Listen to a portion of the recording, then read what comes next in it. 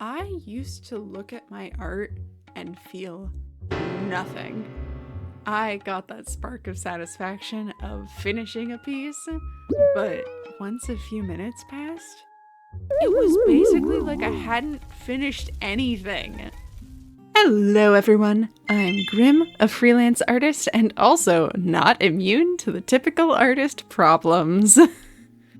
So I feel like it's a really common, unfortunate case that a lot of artists feel like their work isn't good enough, it doesn't look how they want, they take too long, all sorts of general things that result in a big pile of, I don't like my art. I've been there myself.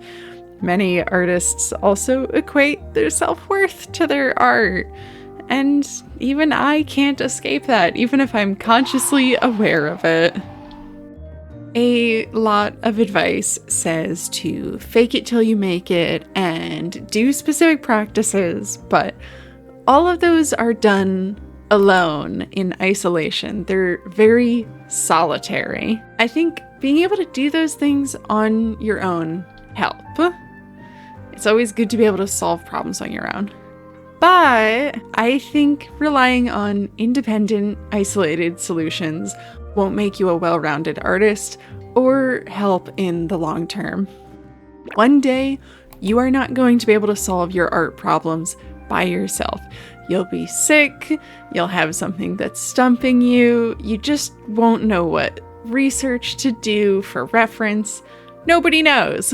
That's not a fail-safe plan at all. I think to feel better about your art, you need to build a supportive community around yourself. That doesn't mean a circle of people who fawn over you. Not one bit. It just needs to be others who are passionate about their art and you're passionate about theirs. I say this because this is the solution that has actually helped me. So, let's get into the details. We're gonna start with my background and my own old opinion on my art, which sometimes I fall back into on bad days, but I think a lot of the time I'm doing better now. I used to look at my art and feel nothing. I got that spark of satisfaction of finishing a piece, but once a few minutes passed, it was basically like I hadn't finished anything, which that's obviously not good.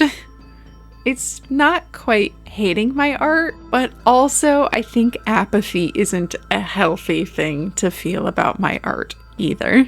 And I think a lot of that comes from my upbringing, which I'm not going to go into on the internet. I don't know you, you don't know me. But also part of that, I think, came from art school. Now, I'm not going to knock art schools entirely. They do not control the fact that I graduated out of a pandemic into a political trash fire and industry strikes and the rise of AI. That is not my university's fault. But I'm also not going to discount the incredible friends and excellent professors I met there. I grew a lot as a person because of college. However, what also grew was a shield from being utterly destroyed by critique. Everyone dreaded critique days. I, on the other hand, if I'm being honest, didn't dread them that much. And that is probably because, without realizing it, I'd ended up emotionally detaching myself from my work. Sure, I was excited about the ideas and the projects when I made them, but I didn't let myself get too attached. I may not have ended up feeling particularly bad or beaten down after a bad critique day, but I also didn't really celebrate the good ones either. I was just kind of in this weird Schrodinger's buoy floating along. If I stopped to think, then I would end up sinking, which means now, after graduating, and I've moved to freelance full-time, not that I get enough work to fully make ends meet, but you know, I can't just float between assignments. I have to like what I make or I'll be miserable when I'm working. And anybody who knows me and has heard me talk about why I like freelancing, I don't do art for a living to be miserable. Which is where I started to realize that this was definitely a problem.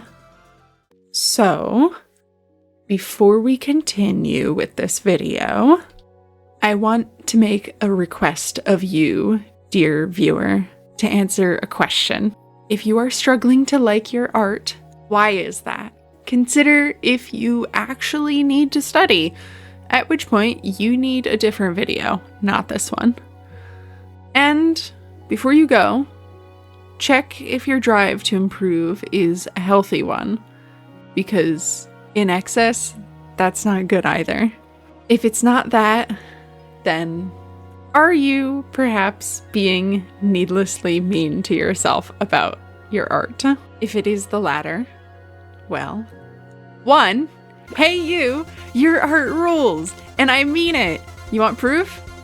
Share it in the comments below, and I will tell you to your digital face. Also, I dare you to comment on other people's art who feel the same way, and tell them something nice about their work. I might even triple-double dog dare you. If you feel like your art's bad, go share it in the comments below, and everyone go prove each other wrong, because I know that spite is sometimes an effective motivator. Right, more seriously. Number 2. If it's the latter, being needlessly mean to yourself, stick around. That is what we're here for in this video. I first started liking my art because of something my partner started doing. When I'd finish a piece of art and I'd show him, he'd ask me what my favorite part is. He didn't start doing this for this reason initially of me not liking my own art, but it quickly became the reason. At first, it was hard. I genuinely struggled and sometimes took a few minutes to find something I liked about my art. But with enough time and persistence, it helped a whole lot. So, if you don't have someone in your life that you can ask to be this person who asks you what your favorite part of a piece is when you show them your work, start doing it for yourself. Make a little journal, add a habit to your to-do list, whatever you like to use, whatever works for you. And just keep in mind, if you feel a little silly, remember that nobody's gonna know you do this unless you tell them. This can be your little secret to hyping yourself up. The one important part is to get yourself in a consistent practice of finding and naming one thing at the very least that you like about individual pieces of art that you make, finished or not. How you go about it doesn't matter, as long as you get yourself to earnestly pick out one nice favorite thing about each piece you make. This is what helped me. This is what got me to start liking my art. The next thing that has continued to help is my fellow artist friends hyping me up. You know who you are. Honestly, you're probably at the premiere of this video right now, so thank you. You helped me see things about myself and my art that I couldn't, and I hope that I can do the same for you for as long as we know each other. But sappiness aside, how do you, the viewer, do this? Well, you gotta go make art, friends. I know it's scary, and I know you're tired, but you gotta do it, man. It's good for you, and you'll feel better in general. If you're not sure how to go make some art, friends, find small communities and join them. Go for the smaller Discord servers that artists you like host, small fandoms for things you love, and reach out to artists you met during events like Art Fight after the event. If you're shy about having an actual conversation with them, join more art events with them, or offer to do art trades.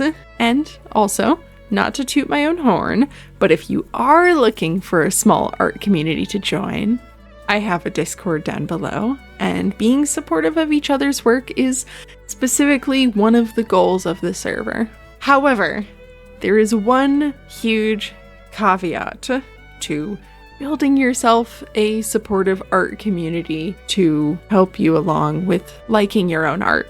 This has to be mutual. You cannot expect people to care about your work and be willing to hype you up if you won't do the same for them, if you won't be genuine about it. This can't be something transactional. You have to practice the kind of love and care you wish you could show your own art by giving it to others. And you'll find you get it in turn if you're in good company. And if you don't get it in turn, then you're in bad company, and find somewhere else that appreciates you, man. Like if it sucks, hit the bricks. At the end of the day, I hope these tips can help you come to love your own art. It's a difficult road to walk, and you will stumble over stones in the road, but it gets easier to get back up every time. So, with that, thank you so much for watching, and don't forget that I have a Discord down below that you can join if you want to get started with building yourself a supportive art community. With that, I will see you in the next video.